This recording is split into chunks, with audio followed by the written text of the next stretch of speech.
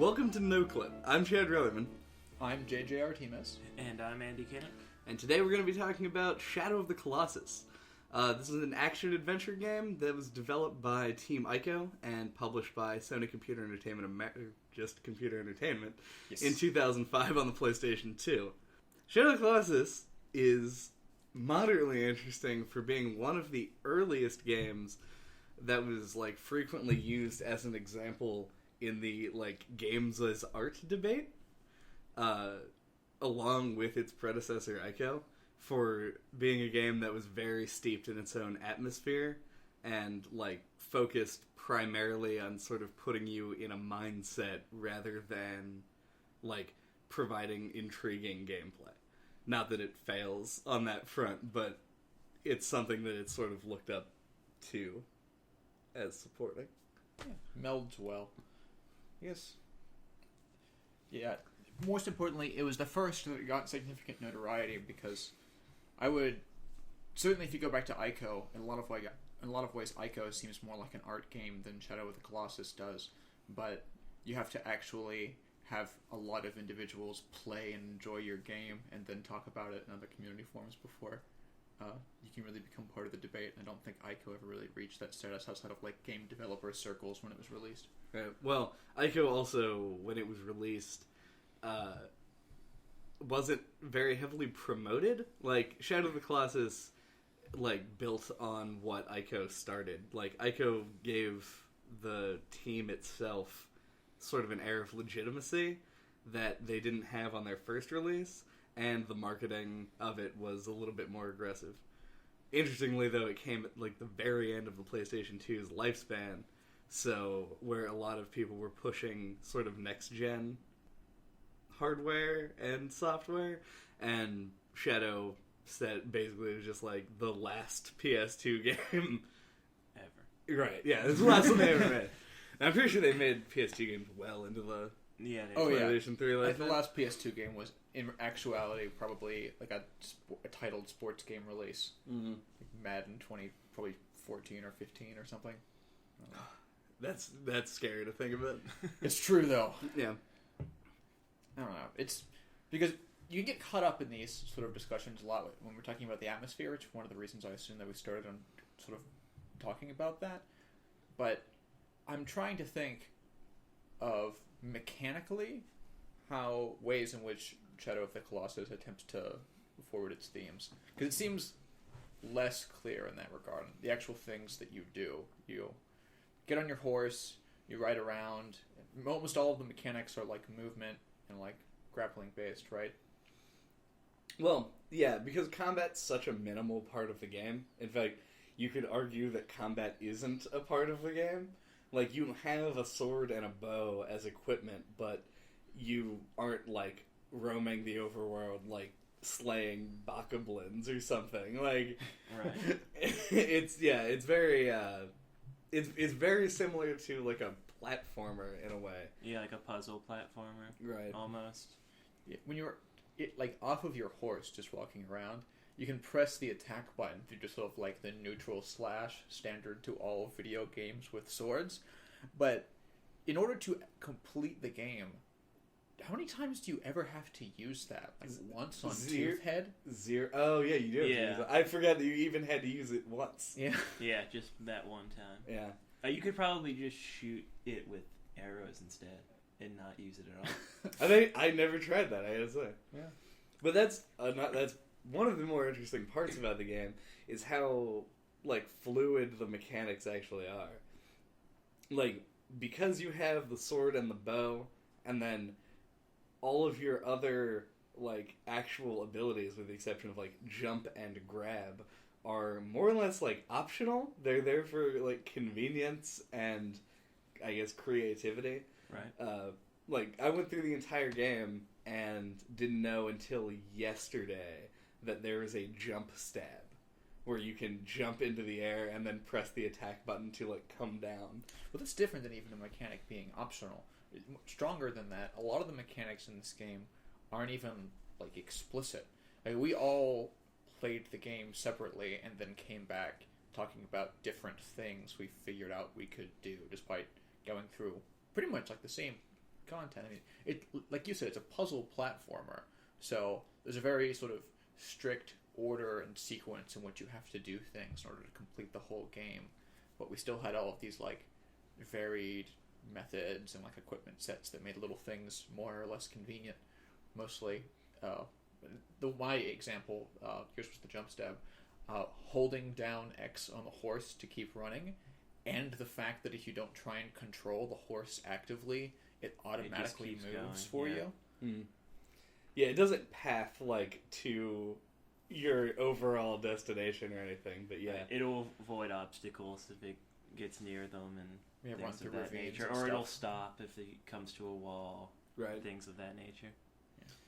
Which, I did play through like the whole game and didn't know you could swim underwater until to your head.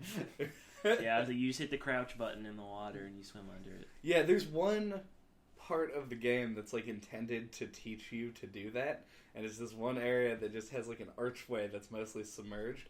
But I actually just watched JJ do that by just jumping out of the water and then And using the submerging. momentum to go underneath of it and basically get trapped under it and then just swam forward at the surface. So, yeah. I think that's kind of how I did it the first time Yeah, as well. if you bypass that, you basically just wouldn't know that it was even a mechanics. It's never explained. And that's certainly a legacy that it had from Ico, is that even though Shadow of the Colossus has all of these different like mechanical inputs in different contexts, it does almost nothing to tell you about them. You have to sort of find them on your own. Ico in particular wouldn't even, they were so stringent on it at the time that it wouldn't even say like what the interact button was for you to be able to pull levers and stuff. You just had to keep trying different buttons on your controller until you figured out which one actually did that.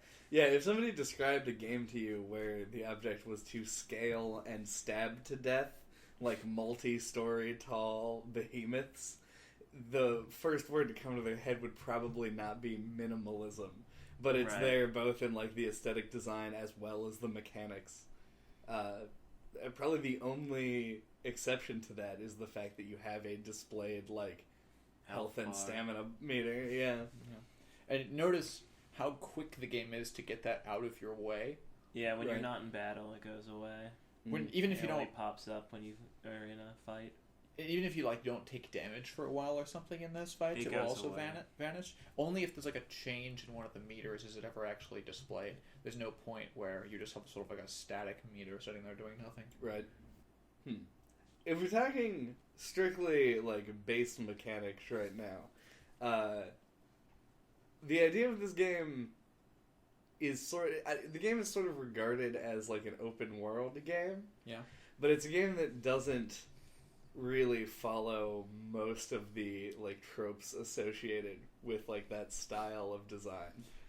There are collectibles in the world, but it's never explained to you. You just have to find them. Yeah, we discovered, and I played this game 9 years ago, and then replayed it again recently, and both JJ and Andy have played it recently as well. Yeah. And we just found out upon the most recent playthrough that there are fruit in trees that when you eat them, it increases your health bar. So we all went through the game with minimum health. And if JJ hadn't told me about the lizards that increase your stamina meter, I wouldn't have found that out either. Right. I probably would have had to play it like 3 times before I decided to like shoot at lizards with my bow. Right. Like just for fun. Yeah. It is interesting because like those are why you would theoretically explore the overworld, but other than that, it doesn't give you any mechanical reason. You could want to explore the overworld just because it is rendered well, and it's like it looks nice, and they're like. And I think because of like the minimalism in the atmosphere, it and like the fact that it's called the Forbidden Lands, kind of makes you want to explore it. Right. Or at least it does for me. Yeah. The game had a good way of often rewarding you for doing what in a lot of other games are just sort of like silly goof-off tasks. The whole place is so desolate that almost any time you find something that's alive and moving, there's some way you can interact with it, even if it's sort of just like a gimmicky joke.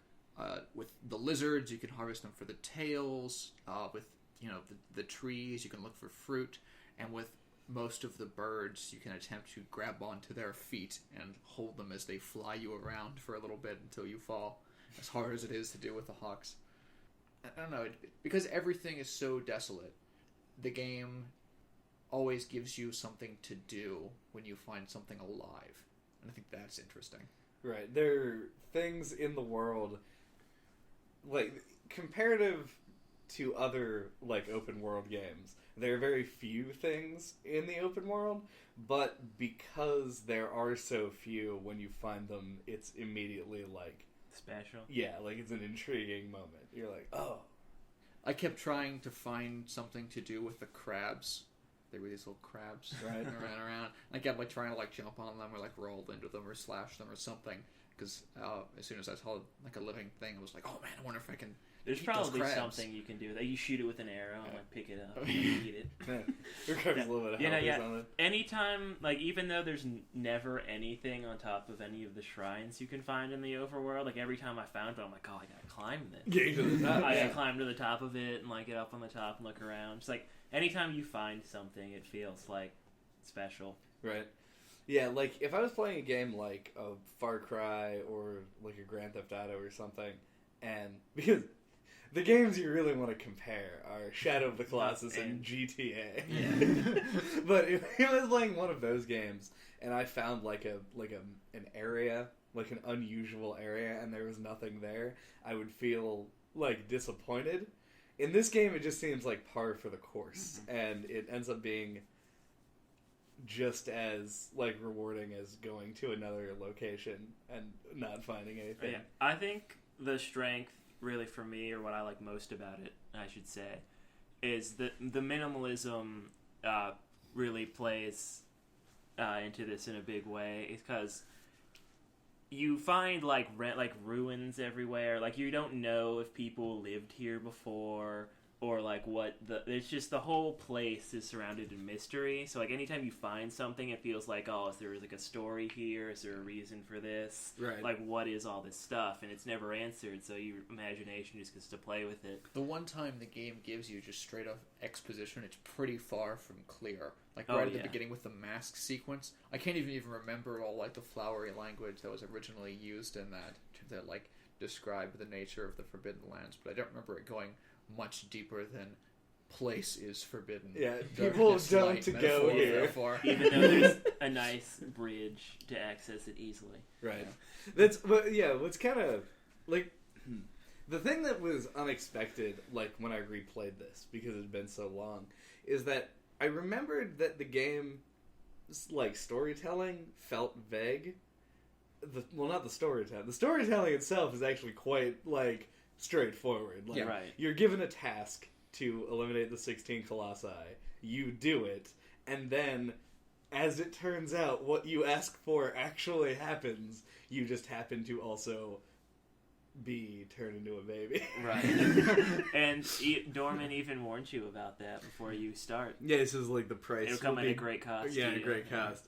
But I remember it being vague, but replaying the game, it doesn't come off as like pretentious.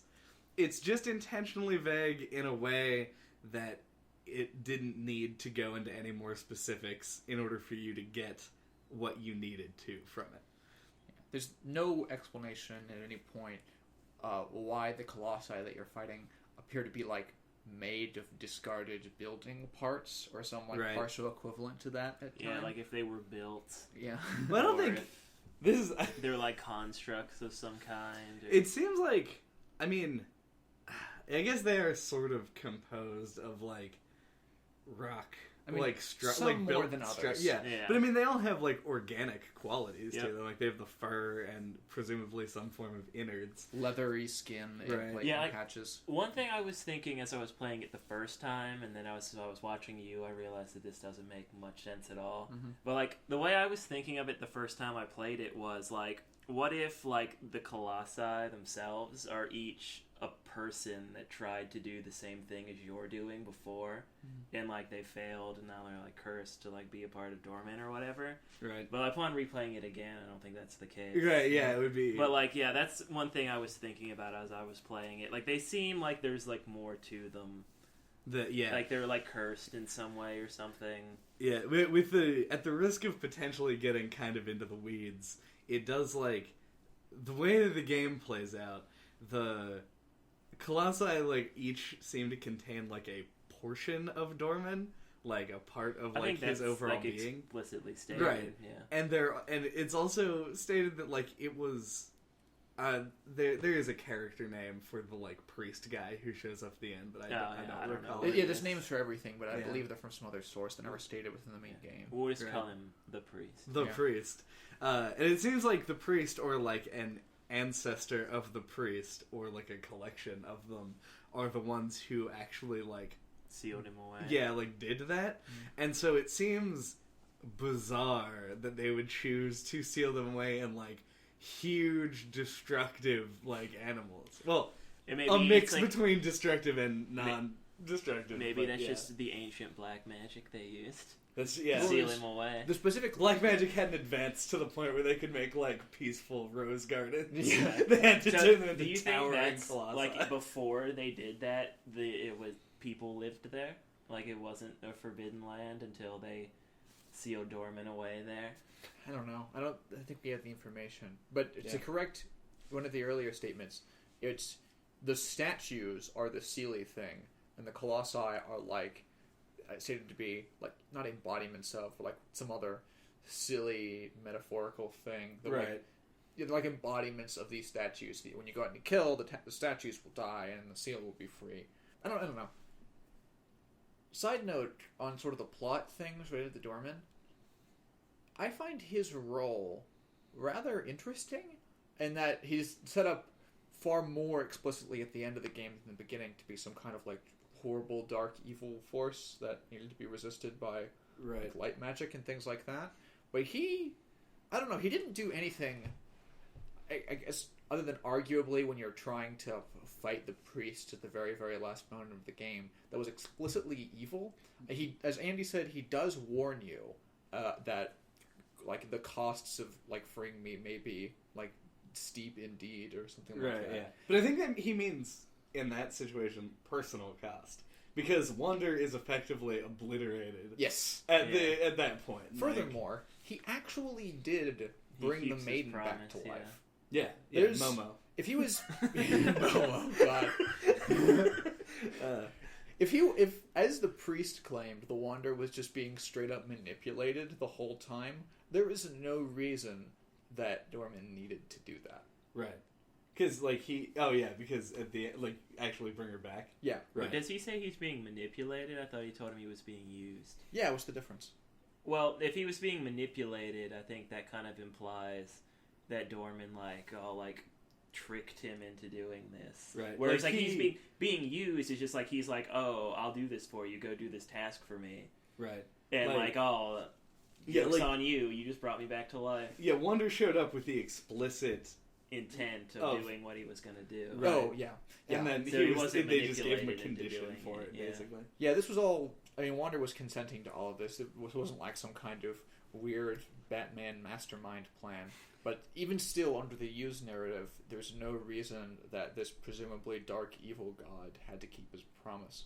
Right. Additionally... I'm not convinced that he is evil. Right. And I would also like to point out that Dorman did not attack those people.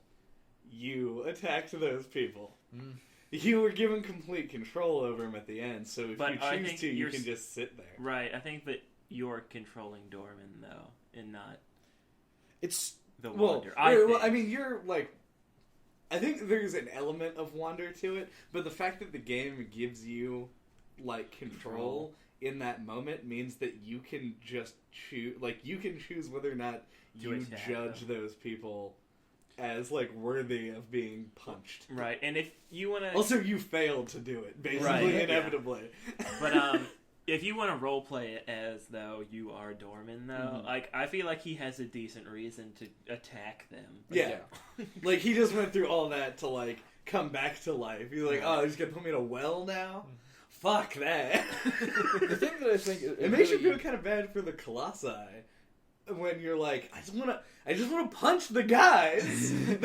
They're running around. It's so hard to hit them because you're so slow and like lumbering. That was the whole experience with the game. Yeah. Like you feel so intimidated by like the big dude with the sword, but have you ever been hit by the sword? Yeah. No, you just get like kind of knocked around by the shockwaves. Yeah. He's the thing that makes me really believe that at the end, you like as the dormant creature still have like the wanderer still has some kind of active role there.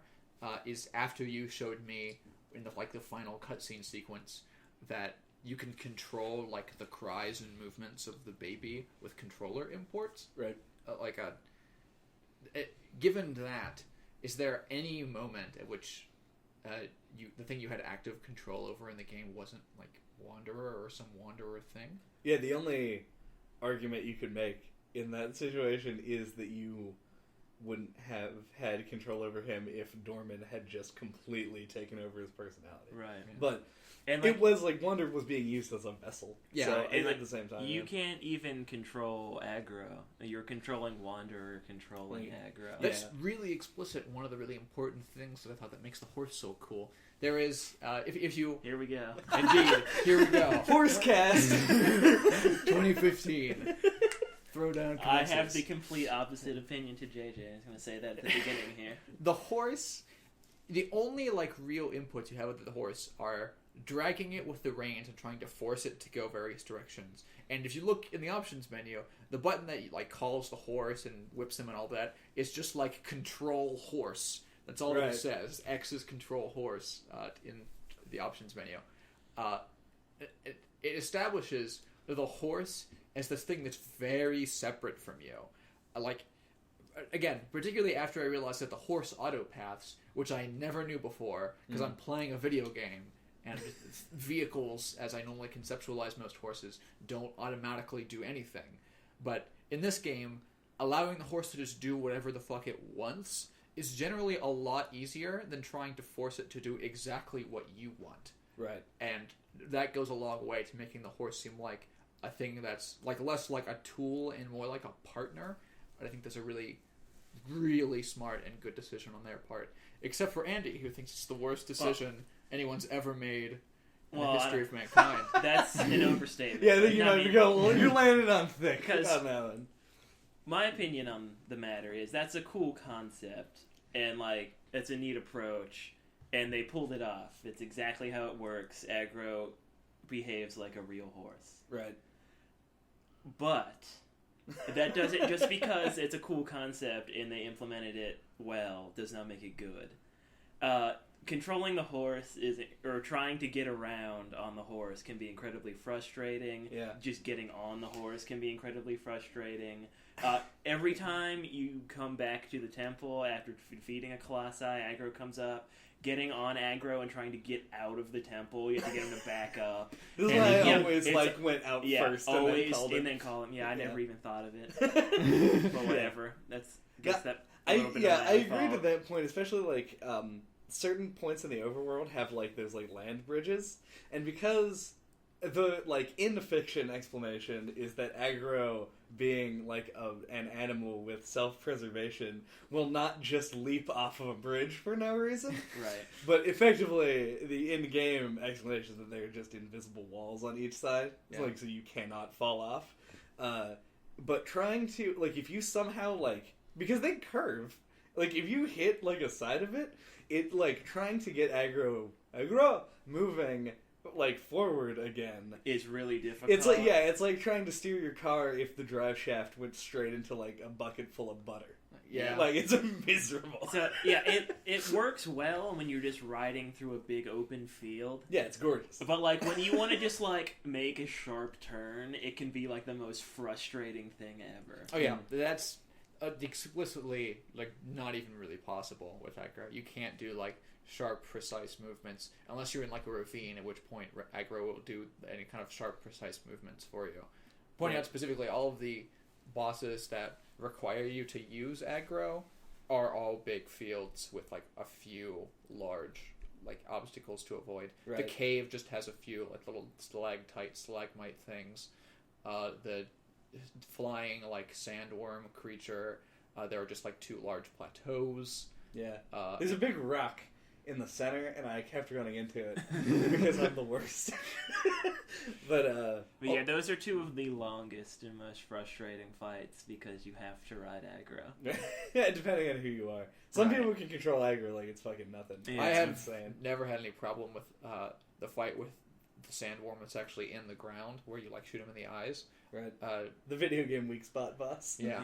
Well, they're all video game weak spot That's bosses. true, but he has like the explicit like glowing eyes. Yeah, that you shoot with a ranged weapon. Yeah. Yeah, I had no problem with that, but I did admittedly, even after having previous playthroughs, memories of like really enjoying it, I had problems on the big flying sand fight, grabbing onto the wings, attempting to control aggro. Although I had argued that that's more to do with camera position, like the third-person camera making it hard to judge relative distances on 2 moving objects. Yeah, but please remind me to come back to that. All right. But I think that they pulled aggro off thematically better than they did mechanically. I'd agree with that. Because the idea of like the game being so isolating, because the only living creatures are birds and lizards. Yeah. And you and aggro. It gives you like aggro is like the one constant thing, like living thing that you have like a connection with. Mm-hmm. And by the end of the game, when you actually do figure out how to control the damn thing, you feel more like you're working in tandem with it than you are like driving a car. Yes. Right. Which is good even if it feels so bad. Yep. I think the controls feel really counterintuitive, and the game would just be better if it had like the way you would expect to control, like the horse controls. Yeah, like right. Epona in Legend of Zelda or something. Well, as stated previously, not on the podcast, I just hate riding horses in games. I just wish it was not a thing that you did.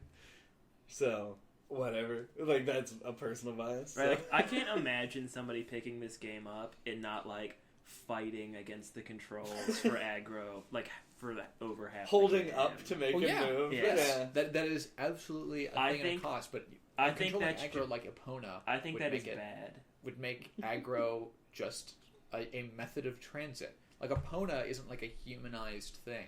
You can't interact with Epona in any of the Legend of Zelda games beyond getting on it and riding around with it, with I guess the exception of a few of the times in the game when you first come to acquire Epona. Isn't like at least one of the games you can like feed it a carrot or something like that? Yeah. Yeah. I think in Twilight Princess you can feed it carrots.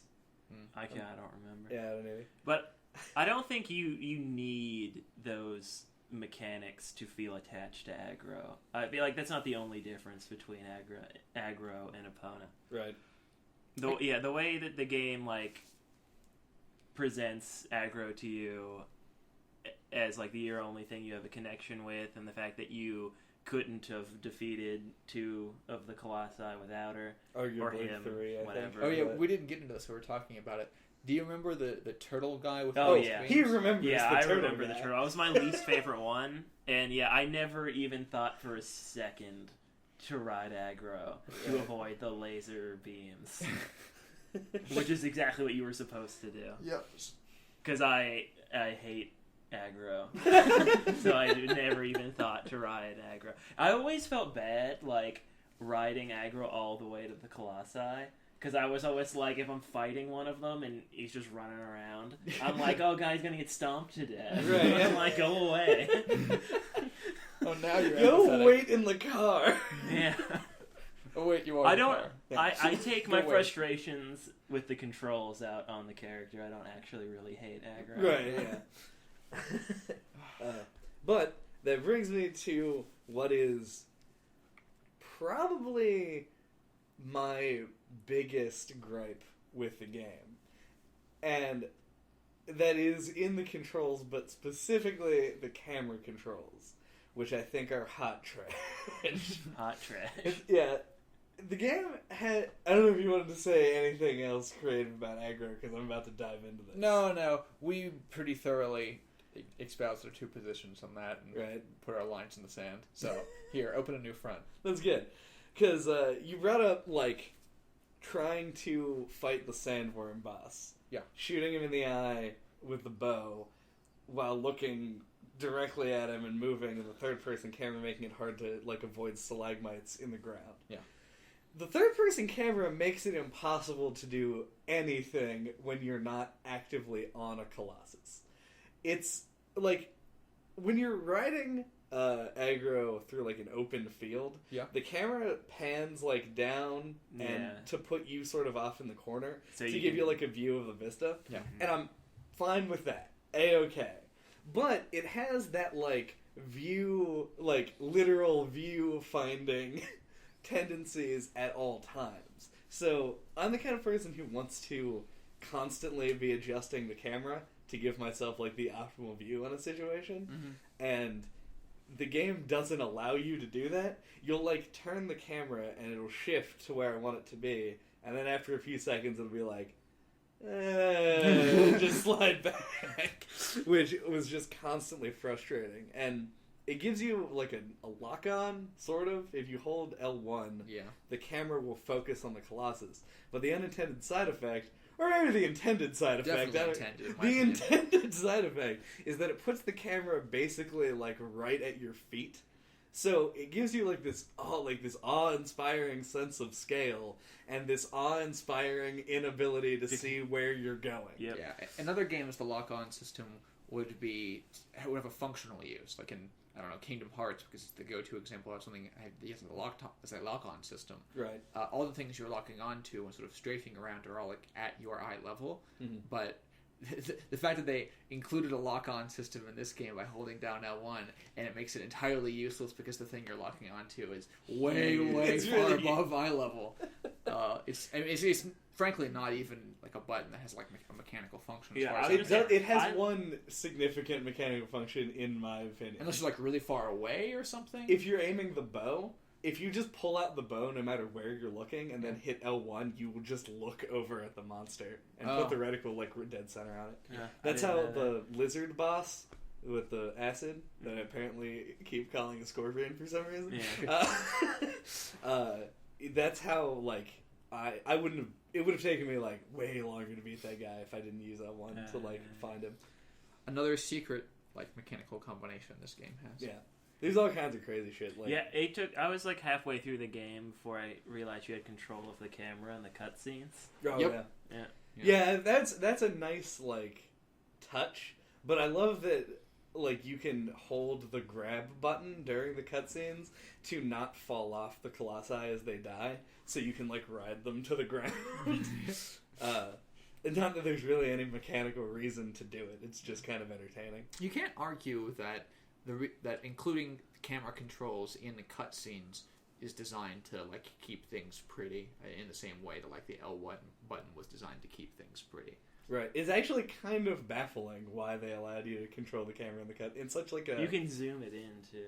Yeah. For such, like, a heavily... I want to say directed, but, like...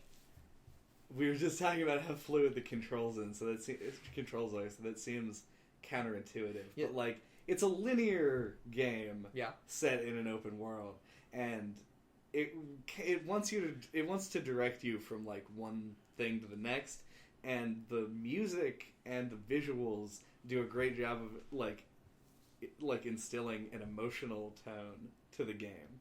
So it seems weird that they would, like, during their, like, not pre-rendered, but in-engine cutscenes, like, their scripted scenes, they let you just be like, look at that mountain over there. Yeah, let's pan the camera over here. Yeah, it seems really unusual. It's just, I think they're, specifically with the cutscenes, trying to, like, follow in the footsteps of the original Half-Life there, and just for the sake of it, trying to give you some sort of, like, physical input, no matter what's happening in the whole game. Right. Because it's a, game, not a movie, need to always have a reason to do things that aren't movie-ish, which I don't generally agree with, but it's a philosophy that, in a less extreme form, a lot of people ascribe to. Mm-hmm. And B, I think the game, as a whole, is very good about attempting to sort of nudge you into things without putting up like straight walls and forcing you into things. Right. And I think that's another great example. If you ever, it's not like you change it's not like a regular camera where you can just like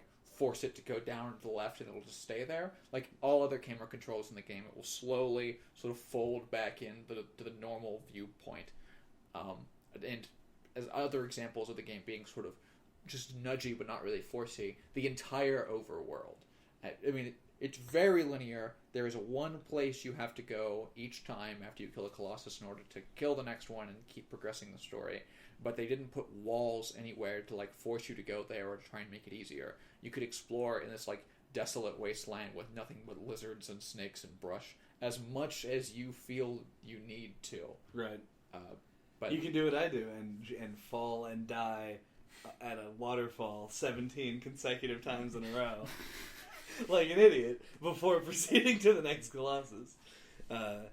It is. It's very, I guess, free for a game that has like a very set linear, like path to it. Yeah.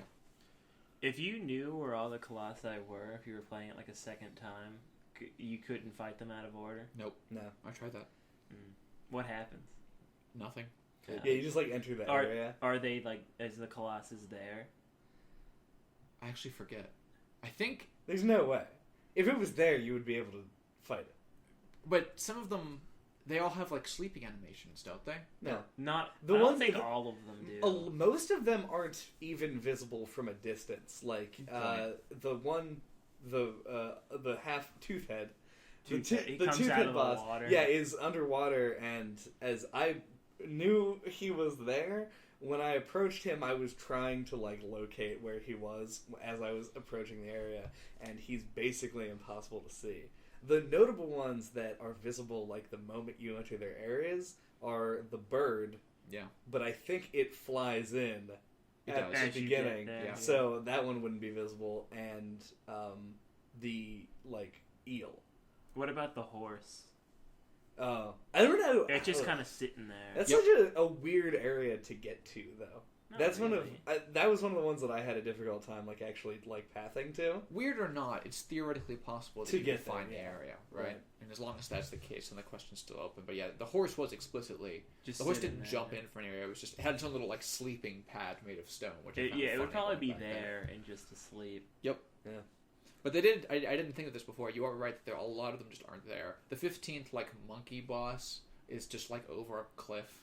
Yeah. Yeah. Monkey. He's clearly a monkey. He's like He's opposable- clearly a monkey. He has look at his face. He's got like full hands and he's using tools and I don't get that at all. he's got like minotaur hooves, but all of them have like hooves or balls or Yeah, something there like that. a lot of those like towering colossi I always just associated with being dudes.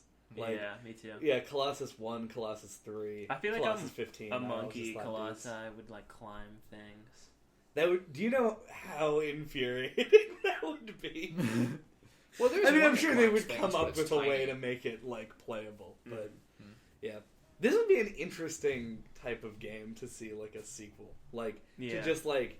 I mean, they have put themselves in a place where they can't do it. Yeah. Like it would be impossible from like a story perspective. But I like don't if you think just so. like made a standalone like here 20 new colossi like fight DLC. them. Yeah, like that would be something I would Honestly, love to. I think it could be kind play. of cool to do a sequel to this game where like somebody else comes back to the Forbidden Lands.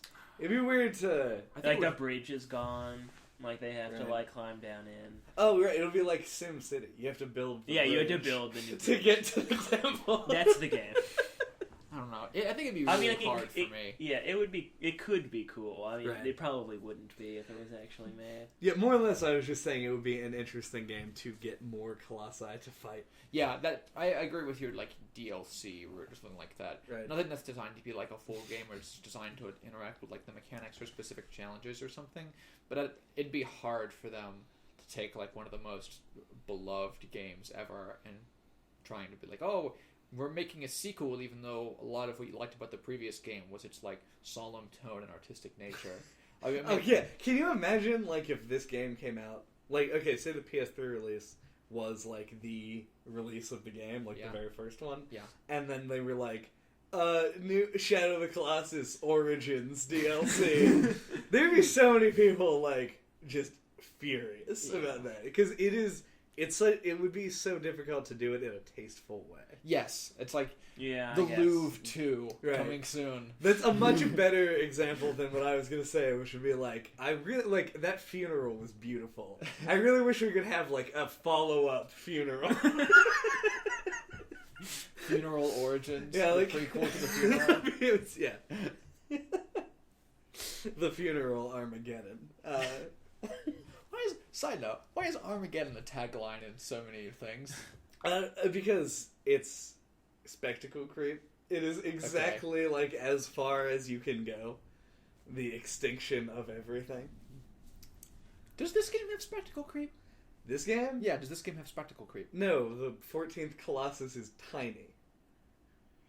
But you are just destroying buildings that whole time. I was trying to think of that because there's no explicit narrative reason in the game any of the Colossi had to be in a specific order except for the last one. Right. Right? It's all just they put them in every order. Well, the they first wanted. one because it teaches you so much so Right. well. Yeah. Yeah. I mean, okay, agreed. It's first kinda and like- last.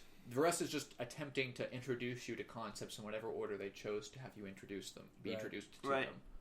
It's like, I don't know, it's just like a certain, like, giving it like a certain flow, I guess. Mm. I just have no idea, like, what the flow is or why they picked it with certain things in mind. I don't think that... Okay, I don't believe that the game was designed to have a traditional difficulty curve, nor do I necessarily think it would have benefited from it, Mhm. because the difficulty curve comes a lot in your becoming more, like, in tune with the controls. Because the controls in the game, like, Wander can't go down a steep stair without, like, tripping like an idiot. And that's, like, an incredibly important function of the game, is how physics-driven the platforming is. And so the idea of, like, having, like, a, quote, harder boss just comes down to, like, the complexity of the puzzle, really. Yeah. Because if you're good at the platforming, it's... Most of them just, once you figure out how to, like, render them weak, you can then just... It's just about jumping and climbing and figuring it out.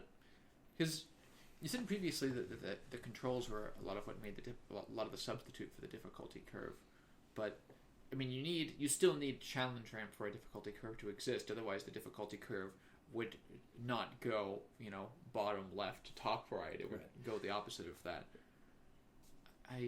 The game actually benefits from having a, like, personal difficulty curve. Like, it comes down to how well you are capable of handling the game. And what benefits it is the fact that the game is short. Like, it's rough. I mean, I was playing it a second time, and it took me about 9 hours to get I think through. we each took 9 hours. Yeah, it's like roughly. It's around. Like, I think if you were marketing it, you would say it's like roughly a 10-hour game, Yeah. something like that. Agreed. Yeah, my first playthrough was around that, and the second one that I sort of pounded out yesterday, start to finish, was like 6 to 7 hours. Yeah. Including all the ending cutscene stuff. So, like, even if you, like, master the game, quote unquote, like, there's still content. Like, you can, like, run through it and, like, I don't know. The game has the same effect on you whether you're good at it or not. Yeah, and that's sort of a lot of puzzle platformers have that, right? Mm-hmm. In that same.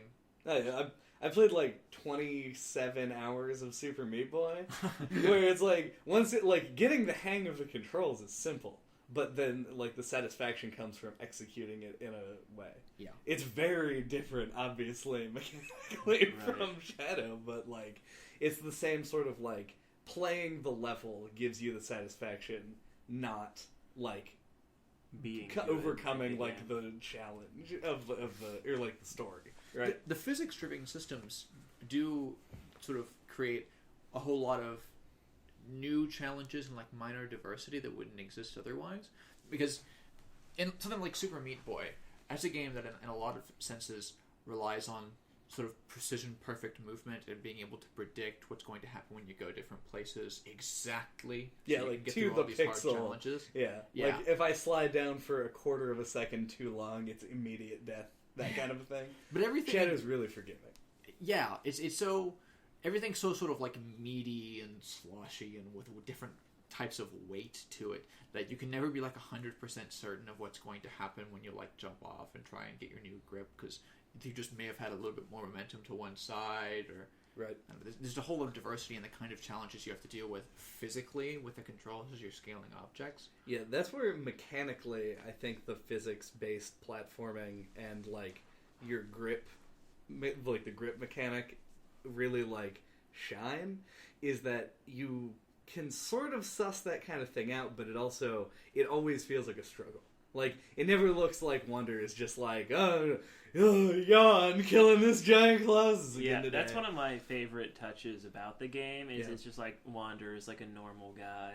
He's like running up a steep like cliff, and he's like, like stumbling a little bit. And then like when he looks like he isn't trained in using a sword when he swings it, and like all those kinds of things. Right. Yeah. It's like everything's always a struggle for him, because that's the way it would be for a normal person. They do give you the standard video game health buffer where you can live through ridiculous things, but that I think that was a necessary compromise, at least for people's first playthroughs, so that they wouldn't have to, because everything in the game takes so much time. Yeah, they make it seem like a struggle often by everything just being slow and methodical and just. So the penalty for death ends up being disproportionately higher here than it would be in a lot of other games, because you have to keep going through so much content that itself, because of the physics-based platforming, might just have some sort of random failure. It had to cut a lot of frustration by giving you a very padded health bar. Yeah, I mean, I disagree a little bit that the game made like a concession to like newer players by giving you that like unusual superhuman endurance. Because like I feel like the game just wasn't designed to be a difficult game. I think it was a game that they wanted people to finish. Yes. Like, it was a game that very much, like, it hit plot points in very, like, rigid, segmented ways. It gives the player lots of exit points, because it warps you back to the middle of the map and lets you save after each Colossus. So, theoretically, you could just play, like, one Colossus a day, and it would take you, like, probably an hour or less. In fact, almost definitely less. Yeah. And you can just pick it up, put it down, or run through it all at once. And I think that it's a game that a lot of people could enjoy, and a lot of people could sit down and beat, like, regardless of experience level. I just don't think that it's something that's designed to be, like, difficult. I completely agree with you on that. It's very... it's a great example of a kind of game. People often discuss how much they like games need a challenge, and how if in the absence of challenge it will just seem like going through the motions, and like you've solved the puzzle but just can't get through to the end to really show you solved the puzzle. But playing Shadow of the Colossus really did not give me that sense first or second playthrough. But on the second playthrough, with a couple of like exceptions and little memory quirks, I did know everything that I had to do. Right. It was just executing on that was the execution, because it wasn't the same every single time, often again because of the physics, created enough diversity that it didn't feel like straight repetition to me. Which, of course, I eventually found frustrating. Because once you get to a point when, like, you've quote-unquote solved the puzzle and, like, figured out how to beat the Colossus, the, like, oftentimes arduous task of just holding R1 to hold on until it stops shaking enough that you can get off another stab, it became like boring to me. I thought the lions were pretty egregious for that, and they are lions, you piece of garbage. They're not. I mean, what did you think they were? The two tiny ones. I accepted that the one that you with the fire. And the right, I know what you're talking about. But that one I accepted is a big cat of some kind, like a lion. Yeah, eventually. But I don't think that the one that runs into the pillars is a lion at all. It's like a literal lion roar. Does not run into things. That is not its like primary a ram thing. Or something? Yeah, like a ram or like a rhino. It looks like a bulldog to me, but like that's just the jowls. Yeah. Oh, you never stop to look at the jowls again. Toothhead has jowls as well, and he's clearly Sea man. A weird turtle person with the top half of his head missing. No, it's just swapped.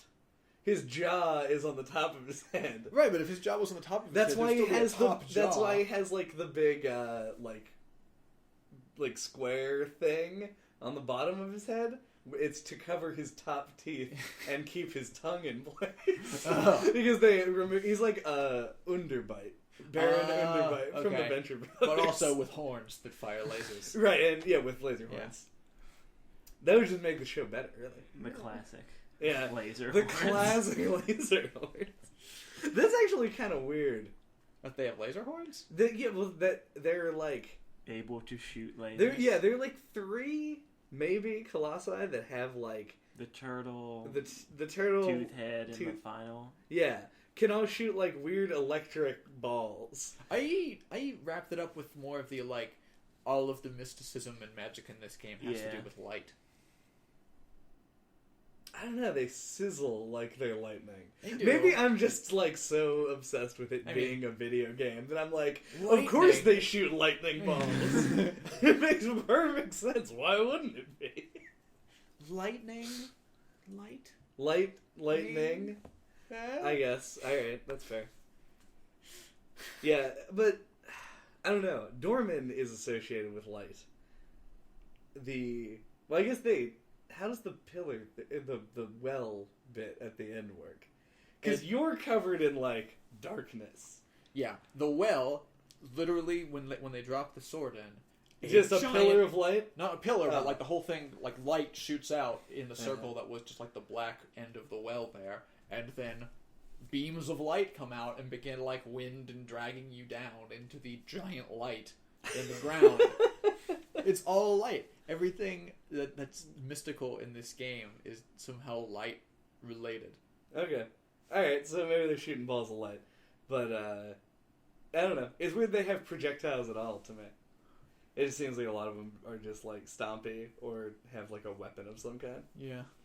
The ones that do are the ones that are stationary or lumbering and slow. Right. Turtles. Guys submerged in water. Buildings. And one that is a building. No, that was an interesting boss. That last guy. Yeah. Can we dig into some of the like weird contrivance things we were talking about before with that boss? I don't know if that much might be boring in general, but about I found the that post-apocalyptic bricklayer yeah. who built all of the bunkers around the final boss. Right? Yeah, this game does sort of have like... It's a game where it has contrivances that a lot like that I think are supposed to be played off as like an ancient civilization because like the lizard boss basically takes place in a coliseum. Yeah. Like one that's been built and is mostly still intact. Right. But like there are things that seem like they wouldn't exist if the Colossus wasn't there first. Like the ones on Malice. Which one's Malice? He's the final boss. Oh, okay. I think that's a fan... I don't know if it's a fan name. Like I said... I keep hearing it referred to as Malice, and I don't know where it came from. They all have names. I don't know. All the Colossi? All the Colossi have names. I think it's from some other third-party non-game source. Okay. Every time you like Google it or go on like a Wikipedia thing, they all have specific terms. Dorman is explicitly stated. Yeah. And technically the Japanese name for the game was Wonder and the Colossus, so... Yeah. Oh, I didn't know that. Yeah. So Wonder is basically canon. But regardless, about the weird contrivance stuff, I find it interesting that I played through the game twice, and until that moment during the final boss, I never even thought about sort of the weirdness of a lot of these little items, and it all just seemed to fit so well into the consistent theme for me that I never, ever questioned it, and that's very weird. Yeah. Yeah, I mean... Yeah, they're clearly, like, they even have the little slot, like those walls where you could, like, shoot put a machine gun through it? Yeah. Or a crossbow. Oh, yeah, I guess. Yep. Probably not, like, machine gun era. I don't know. Yeah, it works. I think it works so well as, like, a gameplay, like, mechanic as well, like, going through the bunkers to get around to him. Right. That you wouldn't think about it the first time. You're like, oh, this is neat. Yeah, it's really cool. It's really cool. It's real cool. What a great observation. It's interesting that they waited until the last boss to experiment with like someone who is like mostly just stationary. Yeah. Because it's like so different. Like, and they do a relatively good job of making everything feel like a completely separate fight. Yeah. The only like argument that I would make is that like some of the like early and middling bosses have a sort of like the same like hit a grounded weak spot, climb the Colossus, hit the head weak spot, and then the end. But that's mostly the first boss, the second boss, which is intended to teach you to use the bow. Yeah. And maybe some other guy. There's when I played the horse sort of, but there's a puzzle there. When I played through the game a second time, I realized that there were actually more of the Colossi that were just straight forgettable than I remembered. Specifically, the bearded guy, I forgot exists. I like that one actually. I like the design. Setting. I like getting into that temple. Mm-hmm. But that's cool. The fight is definitely pretty forgettable. Yeah, the fight is just you running over walls, which he destroys as he walks through them, and then you run into cover. He looks down, and you're like, oh, maybe I should grab onto that giant patch of hair that's now hanging on the ground. Yeah, it's like this game where... Because he's pretty late. He's like 7 or 8. I don't remember. I think he's kind of like right in the middle. Which is 7 or 8. 7 or 8. I know that he's in the first 11. Because... but he's like... Yeah, around the middle of the game. And it's... The whole game... You, like, are basically trained that when somebody has, like, fur or hair... That is a legitimate spot to grab. And then it's like...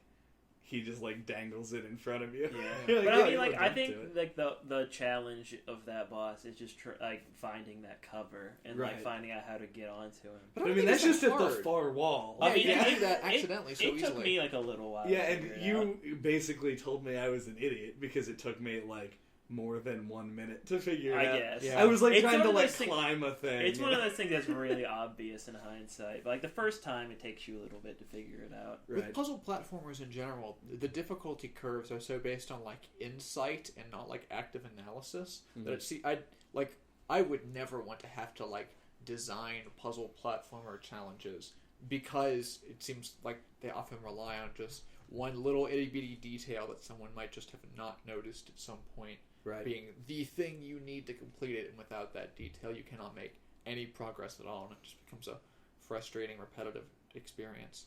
And then this team set out to make a puzzle platformer where every level was a moving, living being. Yeah.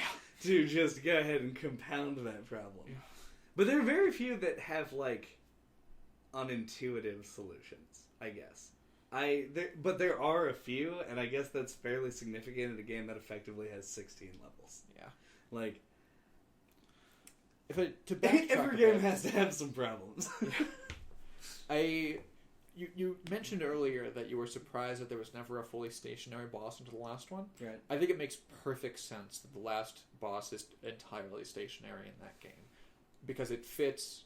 if you made a Colossi that never moved, it would be, unless you made it have some kind of really powerful interaction with you from a distance, it seems difficult to be able to make it like imposing in the same way that the others were imposing, that these huge lumbering forces that could kill you. I mean, they started with the last boss by just like essentially giving it a finger death ray that it could fire from a distance. But like if you didn't do that, you'd be hard. Can you imagine like a stationary Colossi without a finger death ray?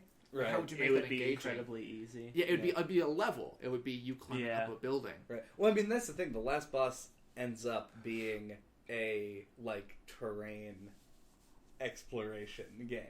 Where you have to, like, use the, like, platforming and, like, pathing skills that you learn by going through the overworld to actually approach the boss before actually doing the thing. I feel like the game could have used a little bit more of that kind of a thing. Right. I don't know if I was kind of switching gears too abruptly here. That's like, probably fine. I don't think we had much I feel going like the platforming could have been like implemented a little bit more in the game in like some other way. Yeah. As of course, Andy wants more platform. I just like the mechanics are so great that like I feel like I want like if there were more places to use them, I think.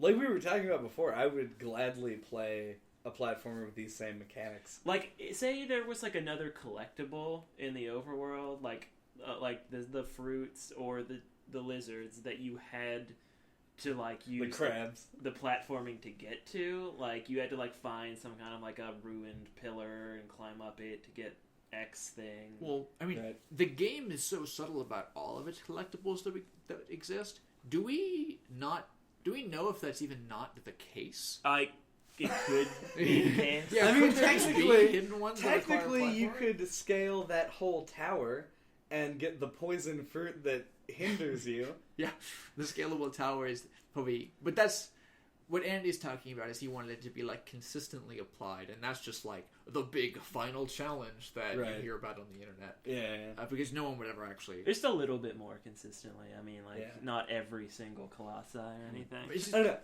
if it was too found- constant, I was worried that it would never set apart the colossi fights. Right, Instead, it would just exactly. become a continuous thing Yeah. of platforming instead of moving and like exploring through a space and then platforming back and forth to each other. Yeah. The way that this game sort of succeeds in that, like, kind of gameplay balance, in my opinion at least, is that I always felt, like I was describing before, that, like, sometimes when you get to the end of a Colossus fight, you feel like you just want it to be over, but, like, because of the way that the game presents the struggle to you, every time that you fell a Colossus feels, at least momentarily, like, you're like, yeah! Like, I fucked him up! Yeah. Even though, like, that's probably not what they're going for, but actually, I think we're gonna break and then talk about that. But yeah, so, you beat the thing, and then you're like, oh, man. And then you go and you do the overworld thing, and it's a very, like, it's so the opposite of the fights themselves that it ends up being, like, a very kind of comfortable break. And then by the time you're, like, sick of riding around in the overworld and collecting lizard tails, you're like, I just want to do something else. And then you ride in and you fight another Colossus. And it's weird because it doesn't have, like, a gradual curve. It's just, like, on and off. Yeah. It's, like, binary. And it works insanely well for this game. Horizontal exploration, vertical exploration. Horizontal, Right, yeah. vertical, horizontal, vertical. Unless you're fighting one of the tiny bullshit Colossus. You still climb. Well, Nah, the you don't lion, climb. the flame lion fight. You climb a Pyroar. like Pyroar. Yes. Yeah. You That's a climb up Pokemon. one little cube and that's it. But if with the one that knocks stuff down, you're still climbing up these big towers that he has to knock. Yeah, you see, off. that's another. That one is one of my favorites. Yeah, it because feels of like the a fact that linear you, platforming You level. have to platform through the area to defeat him, Yeah. And which is cool. Like, I feel like maybe like one or two others implemented something like that.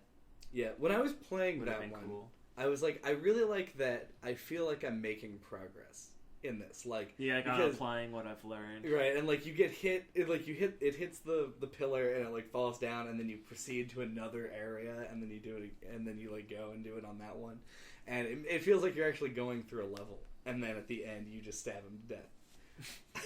But It's a nice change of pace. it's also my least favorite thing in the world. Yeah. Because I got hit by it one a time.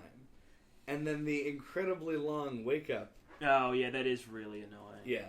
Like, from being downed, like, sets him up, like, apparently the ideal time to just wreck you again. And I got hit into a wall, which basically meant I was trapped. And I literally could not do anything.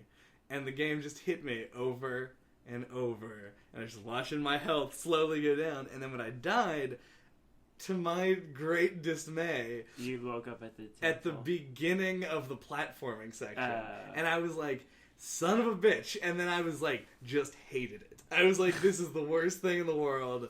The iteration time is so slow.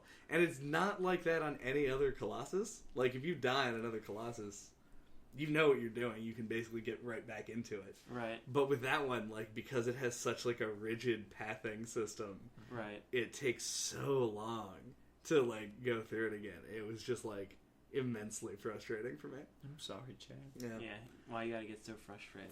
I get frustrated kind of easily, and I guess it's my fault, but I don't know. It just seems like they could have either made the wake-up time shorter or made the one with the long platforming section not have a I hit think- lock. I think it there's, just like- kills you immediately. There's a thing with like if you like mash the dodge while you're trying to get back up, you can avoid him. Oh no. It would be a thing if that could happen, because I was rolling the controller around in my palm like a stress ball while it was happening. Because that happened to me, and I was able to get away from it. That is, I think, like the idea that that you speculated that, if I just press the button enough times, maybe it will create like a difference in what's happening. It's, I think, also a symptom of how weirdly mechanical the whole game is, as we discussed about before, with such like secret stuff that we don't know about. Because there's a lot of circumstances in which it's unclear to me in the game whether you have like active interaction with something or not. Probably the most consistent example would be like when you're gripping and the Colossus is like thrashing about. Right. Like, I don't know if like the reason I'm falling is because of something I'm doing, or whether it's just like programmed in to do that whenever a thrash is happening. Right. Like, I don't know if there's like an optimal way to stab things, or like if you try and stab when it's thrashing around, you get stunned more or something like that. Right, if you like try and move while it's moving. Yeah. I think it drains your stamina more if you try to move while it's moving. Well, whether that's true or not, the point is that it's unclear, and the game has a lot of room. Because you said that like right as I started my playthrough, and to the end of the game, I don't know if that's true. I, like a baseball fan, superstitiously took my hand off the left stick when the Colossus was thrashing, because I felt like it was helping, but I don't know. Yeah. And that's actually kind of it almost seems like it was built into the game to make you feel unsure. Is it a good thing? I think anything that makes this game feel more miserable for wonder is a good thing. Yeah, I think anything that's like that adds to the mystery, I would say, is also a good thing. Yep. Okay, then I'm glad on both fronts then. One thing, speaking about wishing Wanderer was more miserable, on replaying it a second time, you, Andy, did not notice like the whole time all the physical degradation that was going on. I noticed that his like clothes were dirtier, right? But like I didn't really think anything of it. To be fair, there are very few times when you get like actual close-ups on Wander. True, but what I was unless you are desperately holding the L1 button trying to get a good look at the Colossus. The thing I was trying to go into is that I actually wish they would have done more in that regard in terms of the degradation, more than just physical things. I understand that the reason for it was probably development time and cost, but like if they did something like Spec Ops: The Line, where his like voice changed, or like his animations began to show like minor like deteriorations and difference, I think they specifically didn't want you to notice the first time you played through. Why? Like, I think it's one of those things that's you're supposed to, like, it's one of those like obvious in retrospect things. Like, I think it's supposed to be like not like a twist, but like a surprise at the end when he like has the horns. Yeah, when he comes back the final time and he's like, he does have horns. Like vein faced and has the horns, and like you play it again, you're like, he's been doing it the whole time. I think it's one of those things. It's for repeat playthroughs. I agree that it's supposed to be subtle, but I'm worried that if their actual intent was for you not to know at all, the last ending sequence is just sort of like a dropped bomb that you never expected or had a lot of information for. The discovery curve, at least for me, was that like, because it happens consistently at triggers at 4, 8, 12, and 16 when your like model changes, and the first time it changed, I don't exactly know when I noticed it, but I was probably just like fighting a Colossus and the camera was like all up in my grill, and somehow like I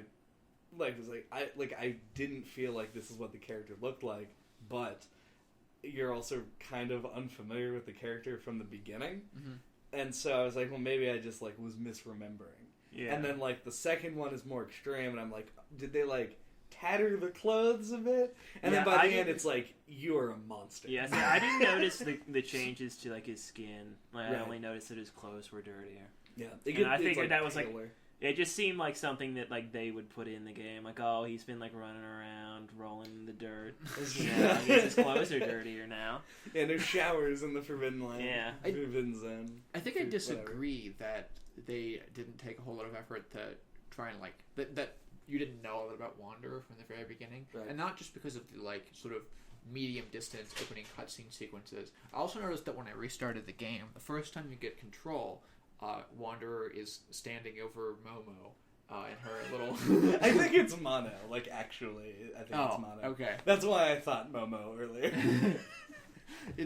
You're standing over her on her weird little altar thing, but you're like right beside her, so the camera zoomed in as far as possible, and your back's to the camera as always. Right. But if you do the natural thing, because the altar's in front of you, there's like no forward progression. Right. When you turn around and start to walk away, the first thing you see, like in the entire game, within the cutscenes during that sequence, is Wanderer's face from like right. here up, in like perfect, in like the most detail you could ever get it anywhere in the whole game.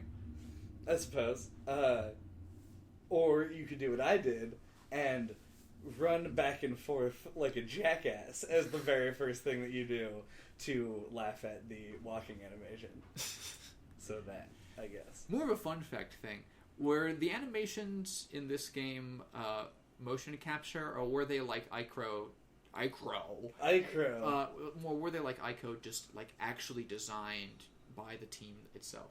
I don't know either. Okay, because the animations in Ico were very distinctive and like sort of like vaguely inhuman because they were just like actual polygon motions. There was no mocap involved. Well, you could take a time machine back to 2005 and see if you can find a very bruised Japanese mocap actor and tell whether or not that guy was played Wander. Because most of the animations in this game are Wander falling over. Yeah. Tripping. Clumsily swinging a sword, falling off of a horse. Being shot with like a heavy object from a distance. I think in 2005, mocap was just barely entering like prominence. We can look this up and come back to it after the break. Yeah. Or you listeners can look it up right now and feel superior to us because you know something that we don't. Or we can propose it as a trivia question. When we get back from the break, we'll tell you whether or not the animation in this game was mocapped or pre-rendered. Enter your Like guesses you want now. Animated is the word you're looking for. Yeah, that one. Let's take that break.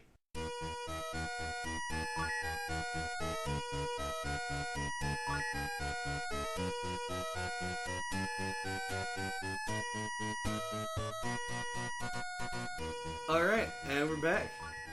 Good.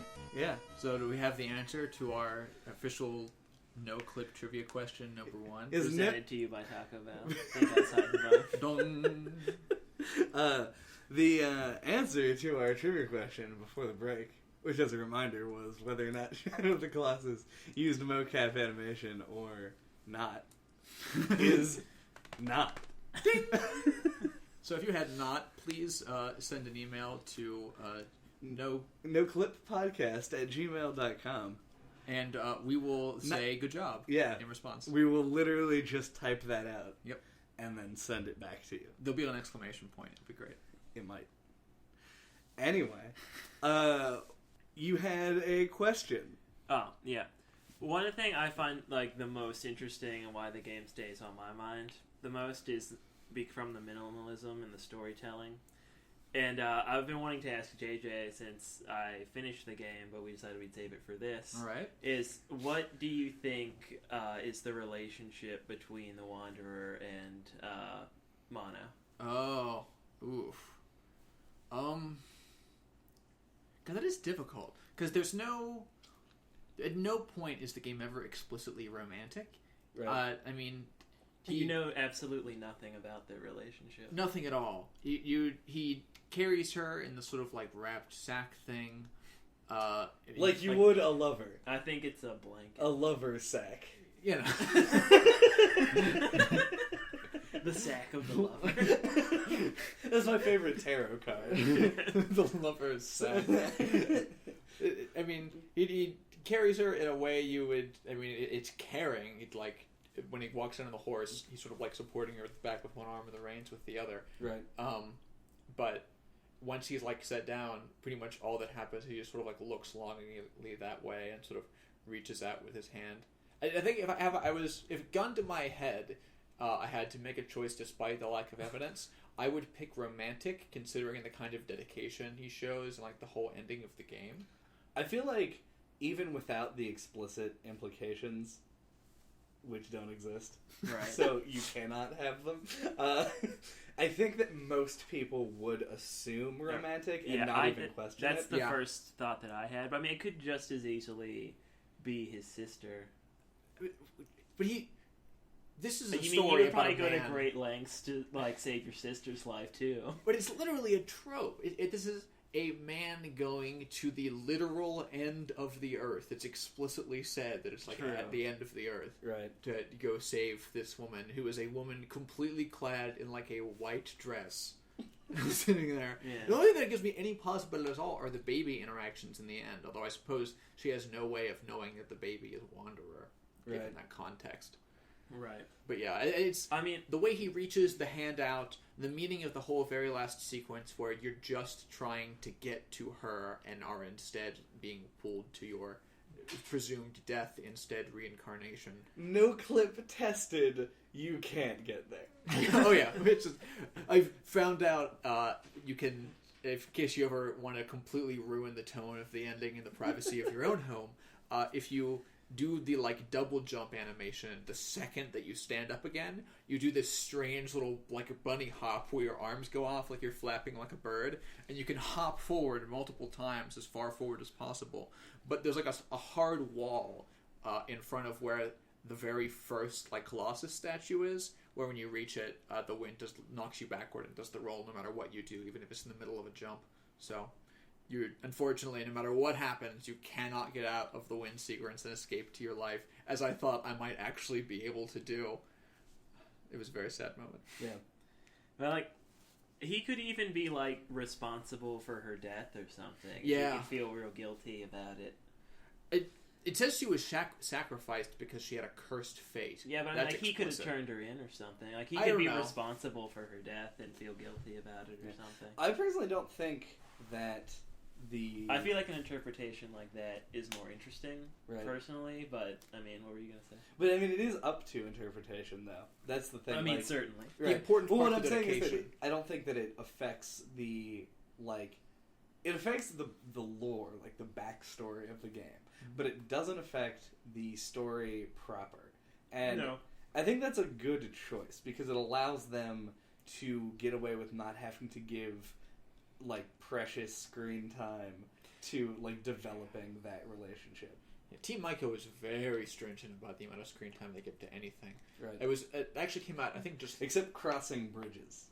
80% of cutscenes in this They're game are crossing of bridges. someone crossing a bridge. in the original Ico, it was only recently found out by some data miners that like 70% of the like spoken dialogue in the game ended up getting cut and is still like present on the disc. They are so minimalist in that sense. They, if anything's in the game, they want it to just be absolutely necessary, and beyond that, they're trying to give us room to make our own connections. Yeah, I actually had a memory of the game as being completely free of dialogue, and then like when they first started talking, I was like, oh, like I totally misremembered that. Like I thought that it was entirely visually told story. But I don't necessarily think it'd be better or worse. That's just like it was such a like small part of like how the story was told that it was something I was able to even just forget about. While we're doing lore speculations, I think an interesting detail is that after the priest and the priest's guard finally got to the shrine, they walked up, found the girl, admittedly were quickly distracted after then by the events of the Dorman resurrection. Right. They gave no shits about the girl on the altar at all. They left her completely. They never really interacted with her. Well, I mean, I think it's, or I don't know if it's implied, but I assume they were the ones that, like, sacrificed her. They do appear to be, considering they accuse, and probably correctly accuse, Wander of stealing the Sword. ancient sword, or whatever they call it. It does appear as though they're, like, some men of power. Right. Yeah, Or at least I a just kind man of of assumed power they were and the an ones army. that did the sacrifice. Which provides interesting context to the Your Dorman trying to smash them Right. scene. Yeah. Which, I think, I mean, by the end of the game, I wanted to smash them for trying to stab me through the chest. Succeeding. Yeah, I'm sorry. Succeeding in stabbing me through the chest. And Threw you the sigil on your chest. Right, on the cloak. Ironically. Oh man, I never got that. Yeah, there's a sigil on the cloak. Why is there a sigil on the cloak? Oh well, irrelevant. More story speculation. What were you saying, Chad? Oh yeah, I was just upset that they tried to kill me, even though I felt like there was a pretty reasonable explanation of what I was doing. And not only that, Wonder looks like he's in pretty bad shape in the first place. Well, I mean, I feel like it was a mercy killing. I think he actually explicitly says, like, Yeah. put him out of his misery. Yeah. So, whatever. I'm still upset about it, so I wanted to punch him. But also, I was not upset about killing the Colossi. And I feel like the game at least wants you to think about it. Yep. Which I did. It definitely does. Second playthrough I tested, the first Colossi is hostile to you before you're hostile to it, if you really want to press it on that. And most of the time it'll be irrelevant because the player will make the first move anyway, but it's still... It's not... They didn't make the, like, full integrity decision of the Colossi will do nothing to you until you do something to it. Right. It will, in fact, attack you. But I think some of them won't make the first move. Like the bird. Yeah. The bird stays perched until you shoot it with the arrow. But I sort of view the Colossi as basically the way that you would view, like, a wild animal.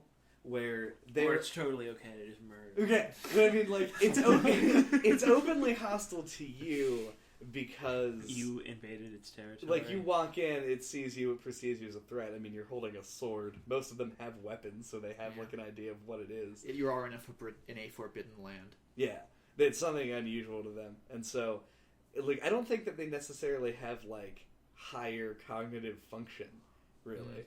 That they're just sort of instinct-based creatures. Yeah. And, like... Even the humanoid ones. Even, like, the very last boss. Malice was that the name of the last one? Yeah. All it really does is it looks at you confused. Yes. Yeah. It looks at itself confused, too. The first time you see the boss, it's just, like, raising its own hands to itself and staring at them. It's an unusual sort of, like, viewpoint to take on it. I mean... Arguably, the bird doesn't make the first move because it wouldn't even notice you because it's like 100 feet in the air. Right. So, but I mean, they all just kind of seem like animals to me, and I feel like it's not that it's like just fine to kill whatever you run across, but I feel like the game gives you enough motivation that I didn't really question it. Yeah. I was like, Wonder would do this, and then I was on a couch holding a controller going, I bought the game to do this. So I'm not going to just not do it. But yeah. I guess that's fair. It's a summary of a lot of motivation in a lot of games. Yeah. Actually. I mean, you have to... There. That's the disbelief you have to suspend, and that's why I don't like when role-playing games give you, tons of choice over what to do and then, funnel you into a situation that doesn't feel right for your character. Yep. It's just kind of... There's an odd disconnect. But when you do kill a Colossus and bring it to the ground, two fairly significant things happen. One, some incredibly not triumphant music plays. Usually some, droning strings and, contemplative piano strokes, and then horrible black tendrils shoot out and burrow their way into your body with a disgusting wet noodles being forced at hurricane speed through a cow sound effect. You have just made me curious how they actually produced that horrible sound effect. That horrible, invasive crawl. It's probably just somebody jamming their fist into a bowl of spaghetti. Yeah, it's spaghetti with potato chips on the bottom to give it that crunch. And they're just punching it over and over. Oh God.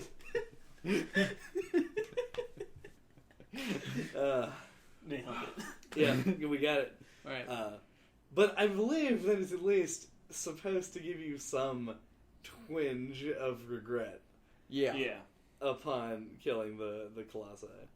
Yeah, I don't think There are plenty of sequences in which the game attempts to make you feel sad for them. Yeah, like, you roll in and, like, you just murder one, and then, like, you stop and you're like, oh, man, like, what did I just do? Right. And I just, like, ran in here and killed this thing for no reason. The fact that they leave graves for the Colossi is another nice... Graves. The Colossi basically turn to stone and get overrun by, like... moss immediately. Yeah. Well, I mean, you don't know how long you're out.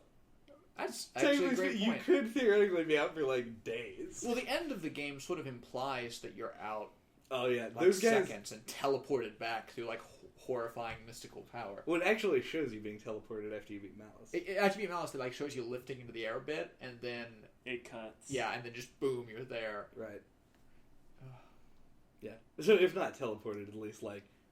Magic to it. Yeah, like, picked up and thrown over. Spirited I love that. It's really trope. good radio. What? The scary instant teleport trope, where, like, you know, someone looks this way and nothing's there, you look out and you're back and there just is something there and it's like an implied teleport. Yeah. That is always really effective on me for some reason. Yeah.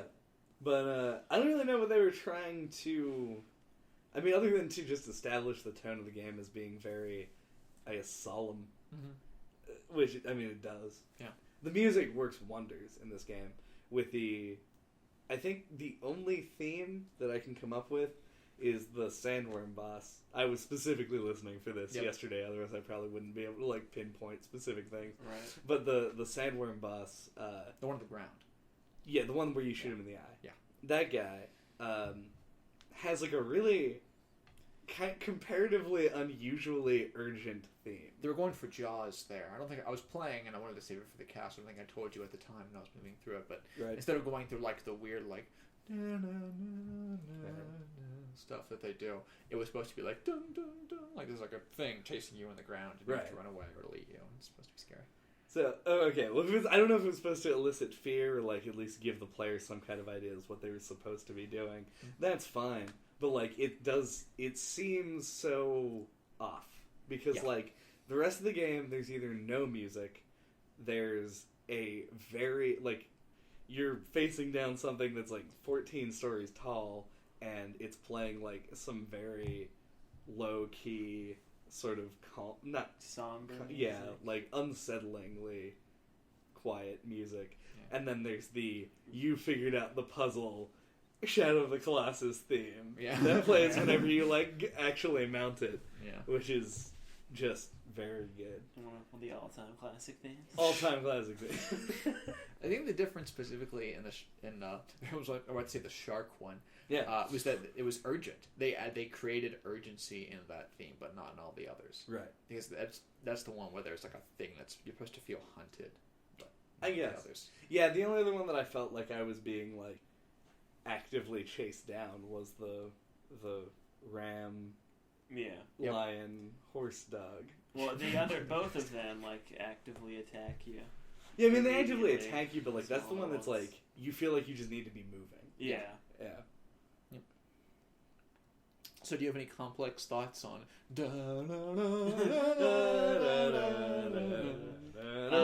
it's been stuck in my head for like 2 months. Yeah, it's real good. Yeah, it's really catchy. Great job. Yeah. If you wrote the music for Shadow of the Colossus, send us an email at noclippodcast@gmail.com and we will send you back. Great job. With an exclamation point. We might even give you 2 exclamation points. We'll email you some stickers. Right. If that happens, in reality, it would be maybe the highlight of my life. Yeah. Yeah. So please, just add some, happiness to our comparatively, I guess, kind of monotonous life. That, or take it as the hugest compliment ever, where we enjoyed your music more than our wedding days. Yeah. We're all married. All of us. Yeah. To each other. Yeah. All a lie. Anyway. So there's the music. No, yeah, I mean, just aesthetically, the game is very well put together. I think we got that point pretty well driven home by now. Did you have another question, Andy? Unless you forgot it. I think we covered it all. Oh, okay. Yeah, that sounds about right. Yeah. I mean, it's a game that's definitely worth talking about, but I mean, it's not complex, and that's one of its biggest strengths, is that the game's complexity comes from your understanding of it. Final thoughts on this that I don't think we touched on. Do we think the game has like an overall message? Do we think they were trying to make a point with it? Like a But more specific cogent, point? like, social point? No, not even necessarily that. Just anything. 'Cause clearly the game has a tone, but does it have like a message? I think there's an intent there, but I think it is largely left up to interpretation, though. Right. If you look at the major events that happen, it's like Wander sets out to do something. He's given a task. He accomplishes it. He gets what he wants, but there's like a price to it. It's like an O. Henry or like just some. I know there's a name for it, like a Something like classical myth. Yeah. There's a story about like a guy, the Gift of the Magi. It's like a Gift of the Magi type of story where they, like, you get what you wanted, but it's not. It basically comes with a price, and the game states that explicitly at the outset. And yeah, I view it more of like as a fable than I do as something that was trying to like impress a moral upon you. That's actually a great way to put it, I think. Yep. Yeah, that was completely spot on. Great job, Chad. Great job. Your email is incoming. That's when you just hear the thank you all, sincerely, for listening to No Clip this week. Citation incoming on next game. Robot voice. I'm gonna overwrite with a recording I do later. It's gonna be Resident Evil. Very complex robotic explanation. You can contact us at NoClip, as we've said multiple times on this podcast. Just in case you weren't sure. Right, noclippodcast@gmail.com, or you can send us a tweet at noclippodcast on Twitter, and we also will have a website up at noclippodcast.com. Thanks everybody for listening. It's been fun. Agro.